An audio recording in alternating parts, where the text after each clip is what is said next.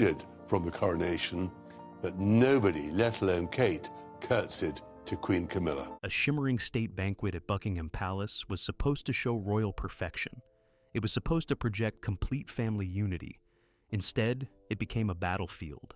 A quiet revolution erupted inside the monarchy. Princess Catherine did the unthinkable. She calmly overrode a direct command from Queen Camilla. Courtiers were left gasping. Foreign dignitaries stood completely stunned. This was no accidental mistake.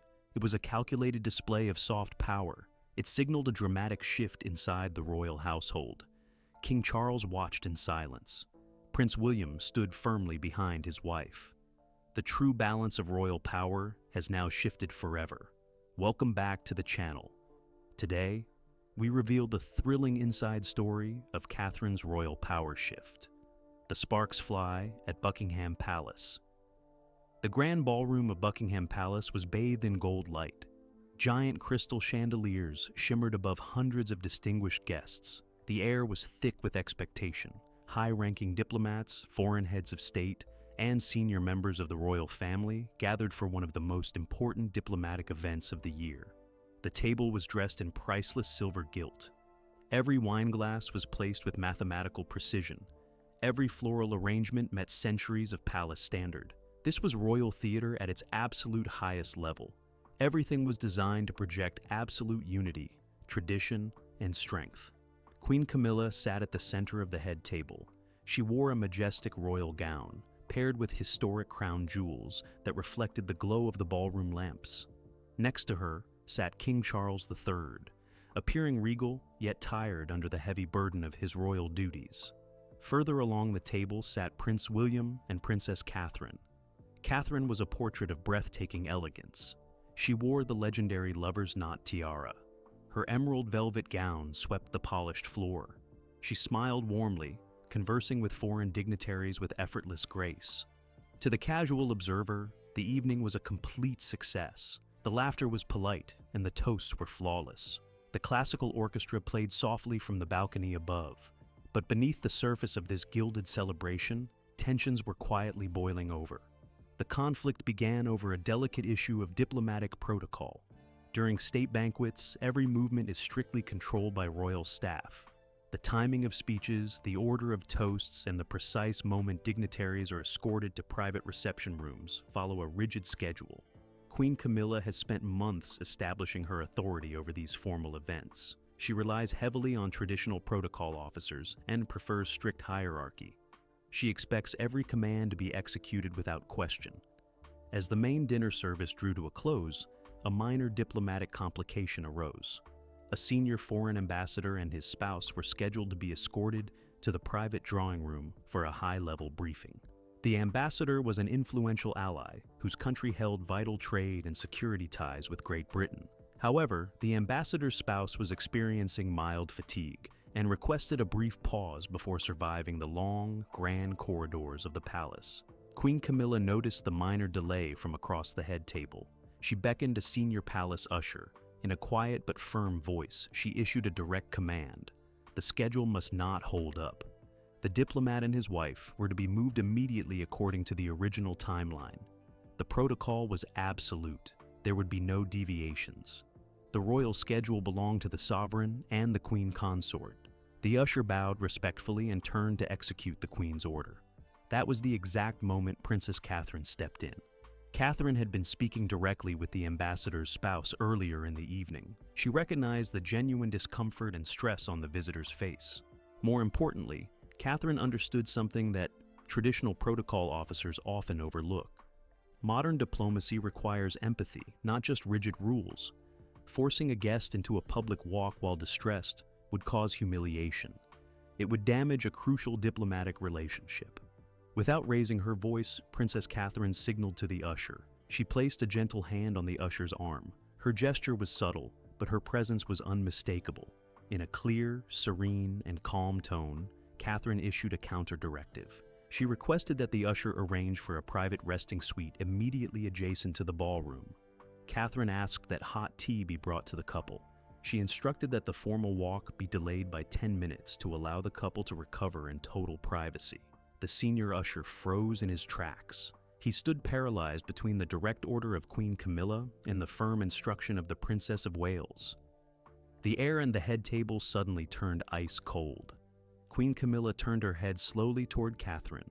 Her eyes narrowed. The tension in the immediate vicinity of the head table was palpable. Royal aides stood still. Foreign diplomats sitting nearby paused mid-sentence. For a brief, terrifying 5 seconds, complete silence fell over the top section of the room. Everyone in that room knew the stakes. Overriding the Queen Consort in public is a cardinal sin in royal protocol. It goes against centuries of palace hierarchy. It is a direct challenge to authority. Yet Catherine did not flinch. She did not lower her eyes. Instead, she maintained her calm, radiant expression. She turned back to the foreign ambassador with a warm, reassuring smile, effortlessly continuing her conversation in fluent, elegant tones.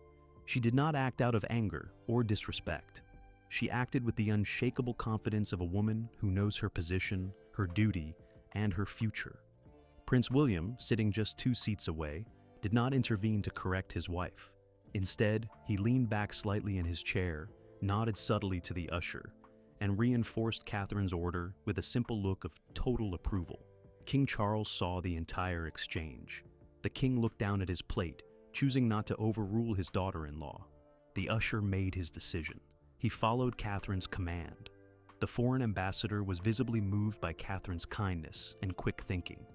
The potential diplomatic embarrassment was entirely avoided. The evening proceeded smoothly, but the damage to the old power dynamic was already done.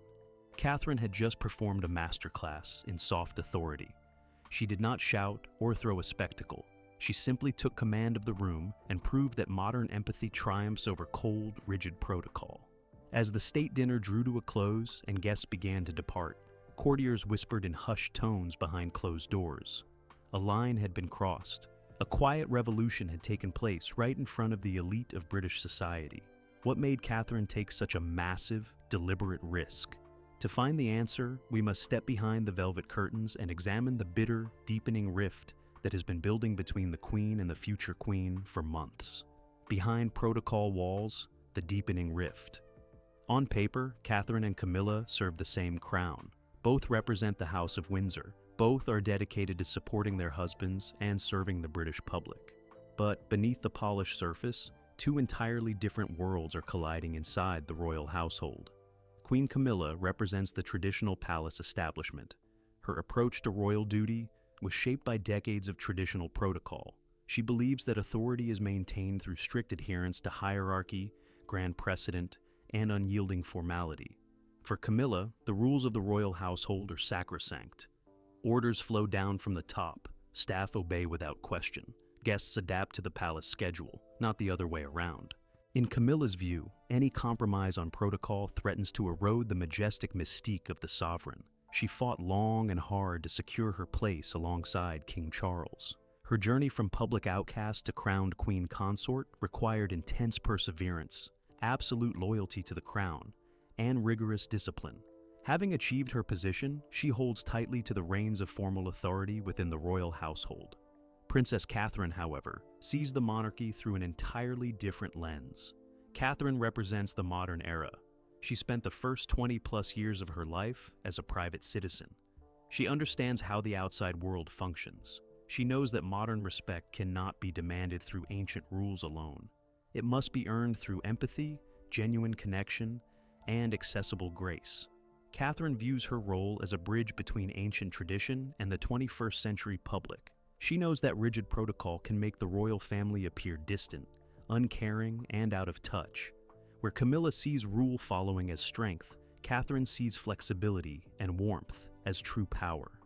In the weeks leading up to the state dinner, this fundamental clash of philosophies reached a boiling point behind closed doors. Planning a major diplomatic state banquet takes months of painstaking preparation. Every detail is debated. Seating arrangements, jewelry loans from the royal collection, guest arrival sequences, and private reception schedules require dozens of high-level meetings between royal aides. Insiders report that friction began early in the planning phase. Queen Camilla's office insisted on total control over all diplomatic interactions. Her aides drafted a rigid timeline that treated foreign dignitaries like pieces on a chessboard. timing was prioritized over individual guest comfort. Traditional hierarchy was emphasized at every turn. Catherine's team quietly raised concerns. The Princess of Wales pointed out that several international guests were older diplomats navigating complex travel schedules. She suggested incorporating brief, informal rest pauses between major protocol milestones. She recommended allowing royal family members greater flexibility to host guests in smaller, private settings off the main ballroom floor. Camilla rejected those suggestions. The Queen Consort made it clear that her office held final authority over palace state functions. Protocols established during previous reigns would be strictly maintained. She expected the Prince and Princess of Wales to follow the schedule without alteration. The disagreement extended beyond mere scheduling. It touched on symbolic power within the palace. Reports surfaced that tension arose regarding access to the royal collection. The Queen Consort traditionally has primary selection rights over historic tiaras, necklaces, and brooches for state occasions.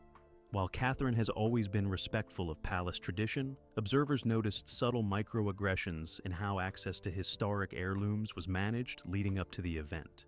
For months, Princess Catherine chose her battles carefully. She avoided direct public confrontation and maintained a peaceful smile during official engagements. She focused her energy on her early childhood foundation, her family, and her growing international duties. She swallowed minor slights from senior courtiers aligned with Camilla's office.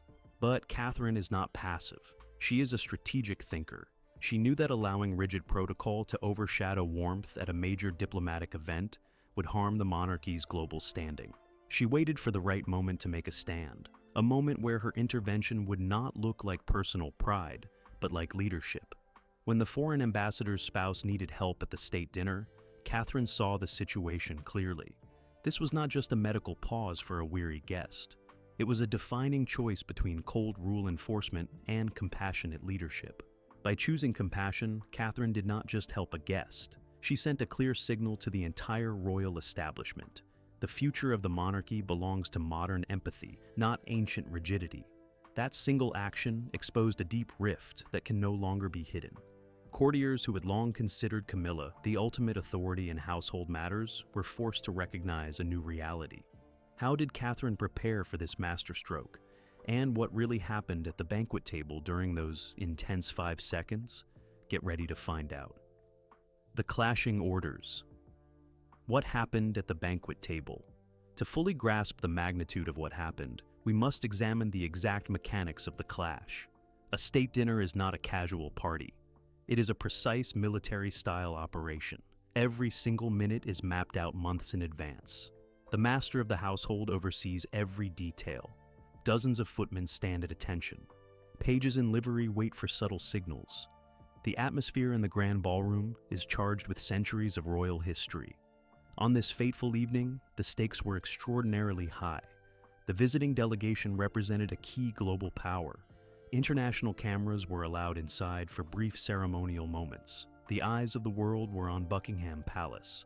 The head table was arranged according to strict historical precedents.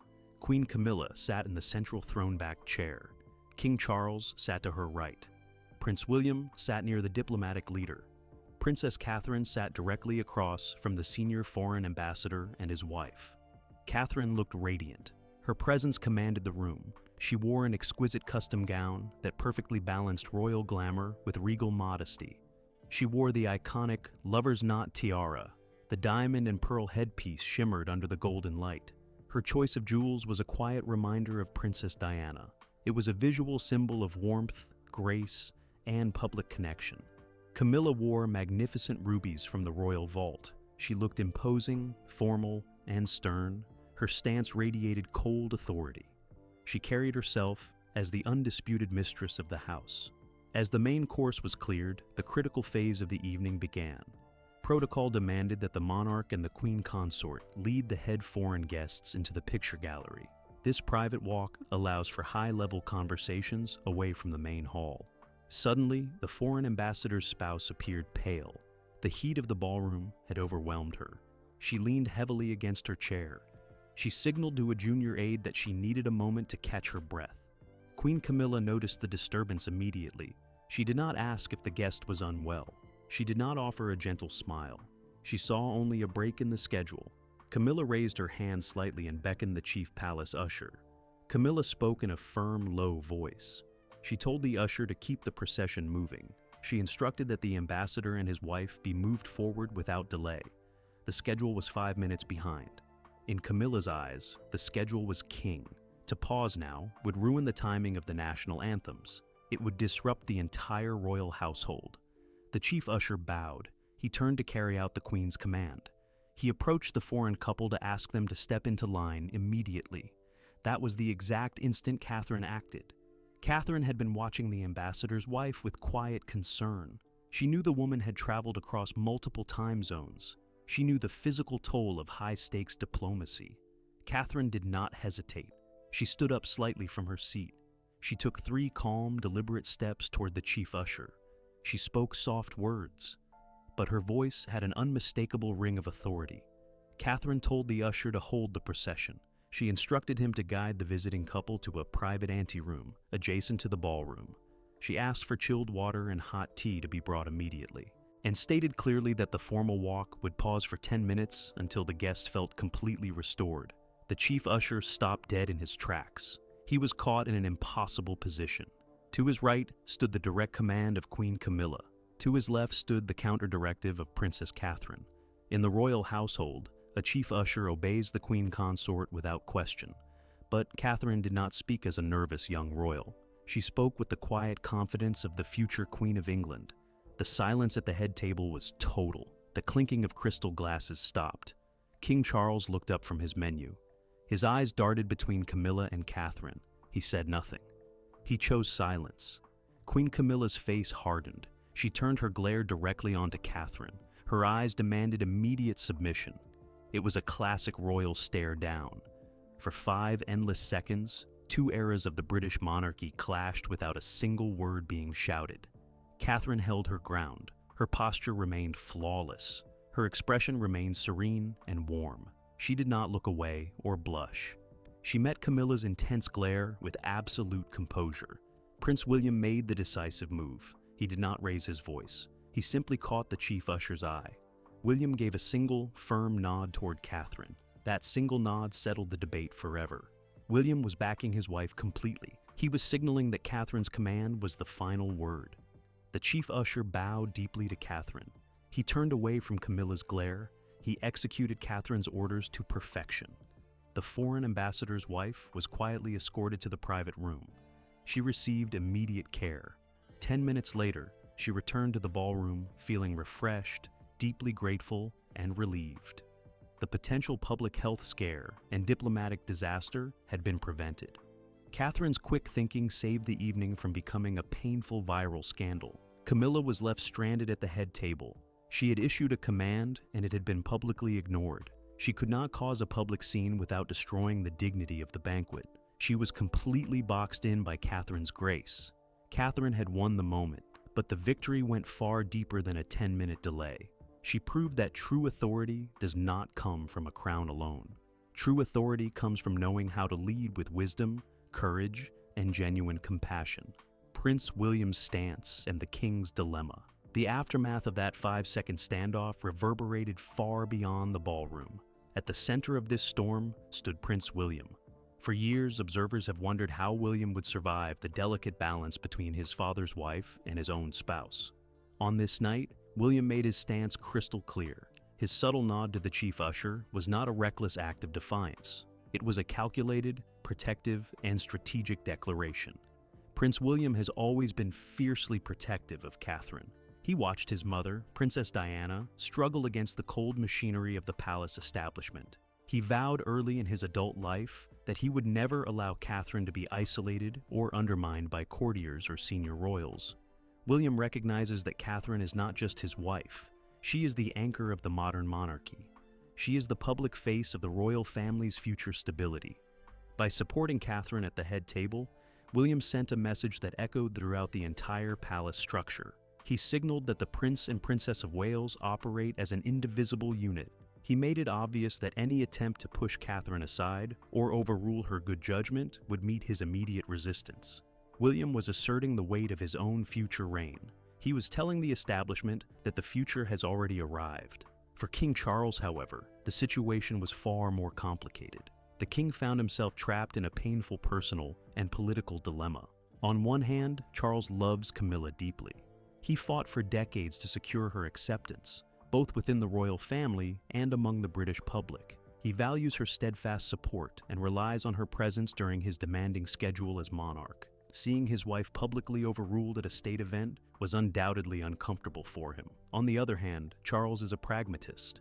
He is deeply aware of his duty as the sovereign. His primary responsibility is to ensure the long-term survival and prosperity of the crown. Charles knows that the public affection holding the institution together rests heavily on William and Catherine. He understands that Catherine's popularity, modern touch, and global appeal are vital assets for the monarchy's survival in the 21st century.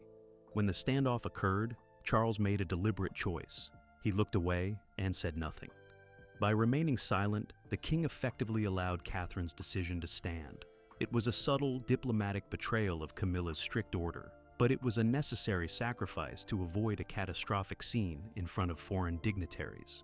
Behind closed doors, the atmosphere inside the private royal apartments grew extremely tense. Reports began to circulate among senior staff of emergency late-night conversations between top royal advisors. Queen Camilla was reportedly furious. She viewed the incident not as a compassionate gesture toward a guest, but as a direct challenge to her rank as queen consort.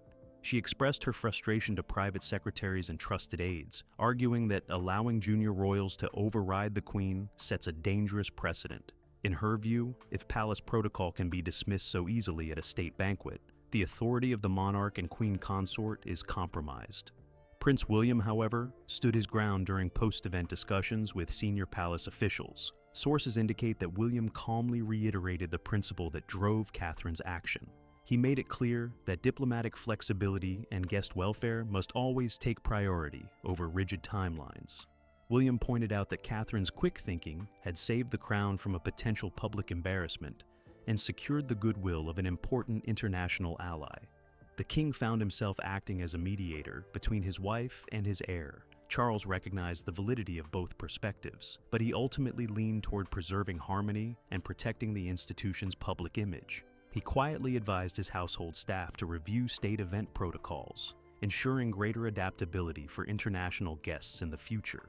This quiet resolution marked a monumental turning point.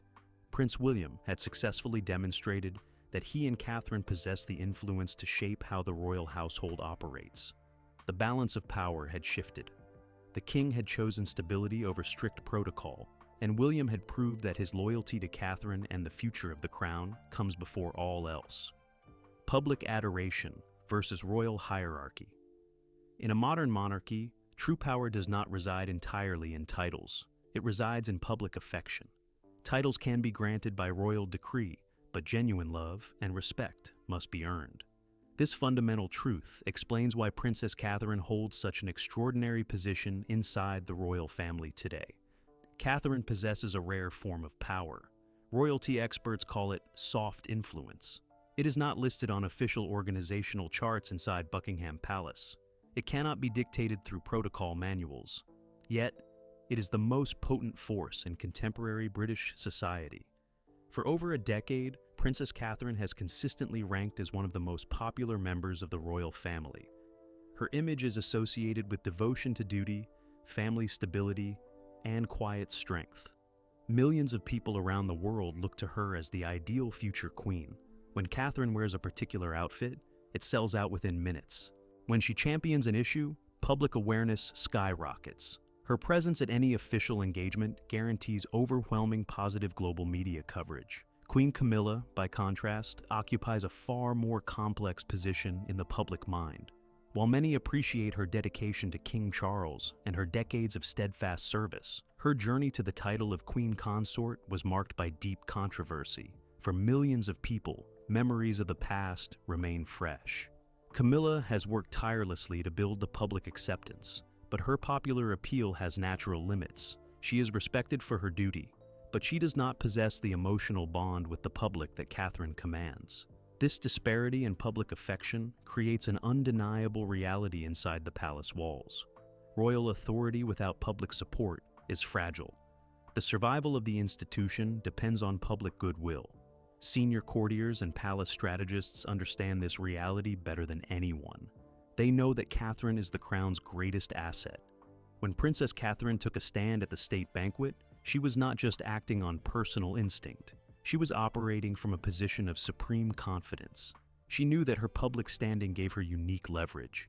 Catherine understood that any open conflict between herself and Queen Camilla would ultimately play out in the court of public opinion. In that arena, Catherine's popularity makes her practically invulnerable. This dynamic has fundamentally changed how the palace establishment views the Princess of Wales. In past generations, a junior royal would never dare to challenge the Queen Consort. To do so would mean career destruction for palace staff and severe isolation for the royal involved. But today, the rules have changed. Palace courtiers are pragmatic people. They pay close attention to media sentiment, public polls, and international perception. They see where the future lies. They observe the massive crowds that gather whenever William and Catherine travel. They note the overwhelming enthusiasm from younger generations toward the Prince and Princess of Wales. As a result, senior advisors and household officials are quietly shifting their allegiance. They still show formal respect to Queen Camilla. They carry out her daily requests with professionalism. But when major strategic decisions are being made, they increasingly look toward William and Catherine for direction. This shift in strategic authority was on full display during the state dinner. When the chief usher chose to follow Catherine's command over Camilla's direct order, he was making a calculated career assessment. He realized that aligning with Catherine was the wiser, safer, and more forward-looking choice. Catherine's soft influence has accomplished what formal protocol could never achieve. She has proven that leadership in the modern royal family is defined by public trust, emotional intelligence, and strategic vision. The old hierarchy remains on paper, but the real influence has already passed to the future queen. Palace fallout and courtiers, shifting allegiances. Dawn broke over London the morning after the state banquet. The gilded ballroom was completely silent. The heavy crystal chandeliers were turned off. But inside the private offices of Buckingham Palace, lights burned bright through the early morning hours. The palace communications team was operating in complete crisis mode. Phone lines were ringing continuously. Senior royal journalists were asking urgent, pointed questions. Whispers of the tense standoff at the head table had already reached key media figures outside the palace walls. Aides were desperate to control the emerging narrative. They understood the extreme danger of a public power struggle between the Queen Consort and the Princess of Wales. Royal communication strategists gathered in an emergency briefing room. Their objective was urgent and straightforward. They needed to frame the event as a seamless, carefully coordinated gesture of royal hospitality. They wanted the world to believe that Catherine's action was a pre-arranged protocol adaptation supported by the entire royal family. Draft statements were written, edited, and discarded within minutes. Senior press officers debated the impact of every single word. If they acknowledged a disagreement, they would validate reports of a bitter rift at the highest level. If they denied the incident entirely, they would appear completely detached from reality. Too many influential foreign dignitaries had witnessed the 5-second standoff firsthand. Too many diplomatic eyes had seen the quiet clash of wills. Ultimately, the communications team released a brief, carefully guarded response. They highlighted the overall diplomatic success of the evening. They praised the warmth shown to visiting delegates. They noted that minor routine adjustments are occasionally made to ensure foreign guest comfort during long state occasions. They firmly dismissed rumors of internal friction as baseless speculation. Behind those polished press statements, however, the mood inside the palace was far from calm. A quiet, intense Cold War erupted between the Queen's private office and the princess's administrative team. Queen Camilla's aides were deeply alarmed. They felt that Catherine's direct countercommand had fundamentally eroded the authority of the Queen Consort. They argued that if junior royals can override official directives at public functions, the strict hierarchy of the royal household will inevitably collapse. Official memos were exchanged between departments. Firm reminders regarding the chain of command were quietly distributed to household staff. Camilla's senior private secretary requested an immediate formal review of state event procedures. They demanded explicit guidelines reaffirming the Queen Consort's ultimate authority over all household functions. They wanted to ensure that no future deviations from the schedule could occur without explicit prior approval from the Queen's office.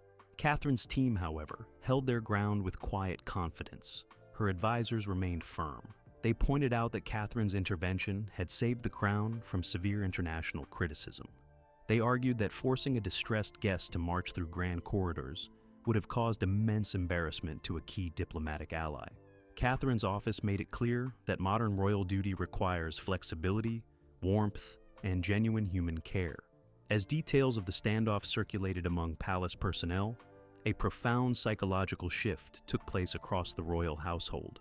Palace courtiers are remarkably skilled at evaluating power dynamics.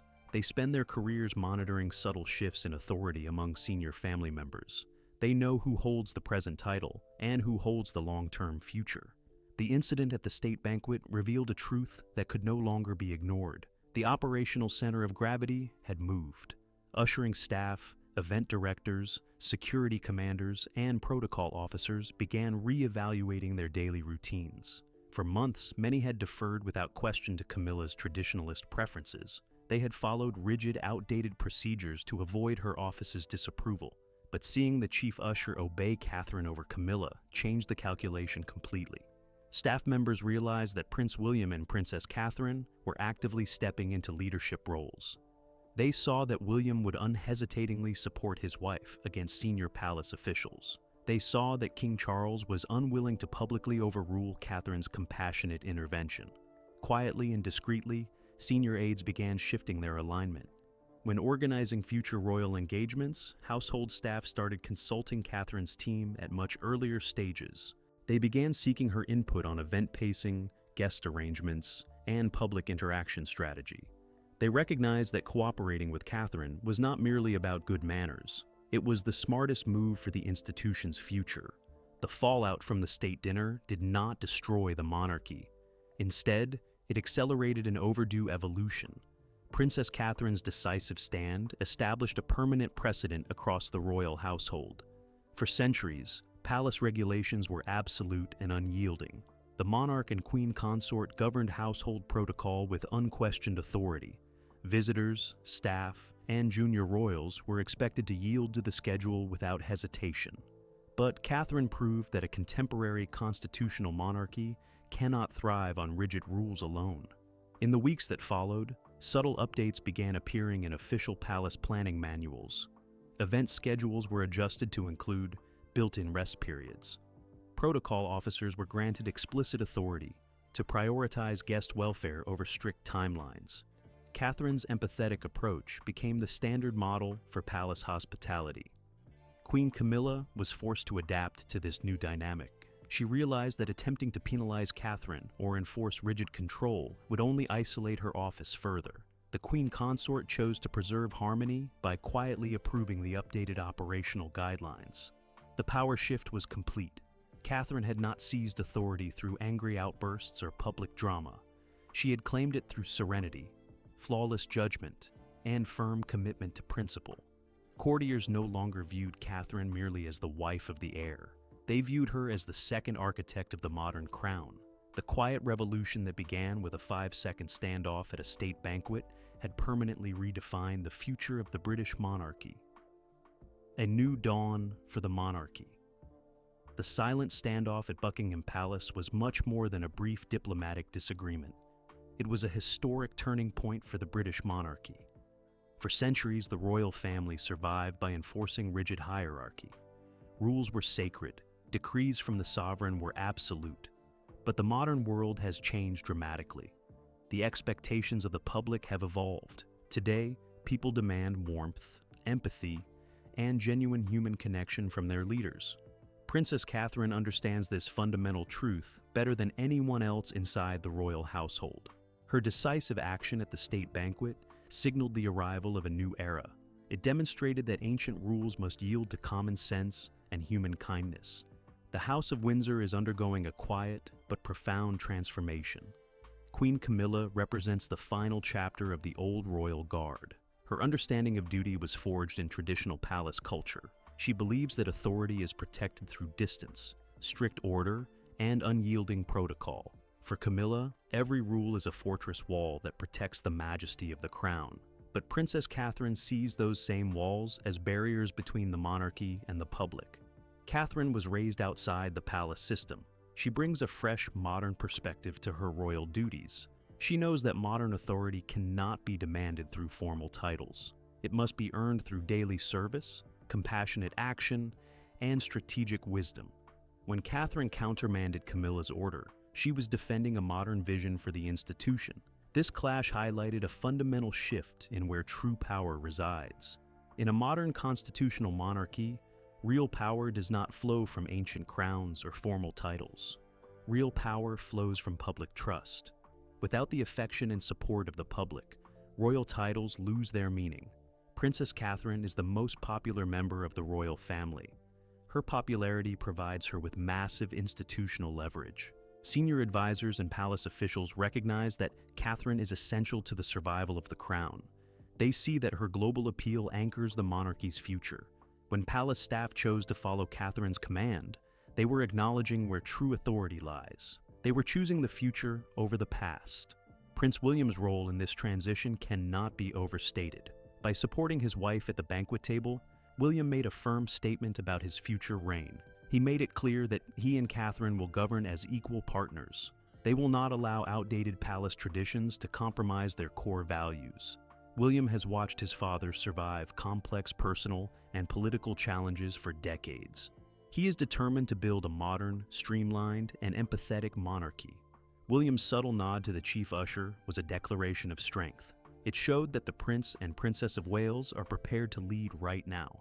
They are actively shaping the culture of the royal household.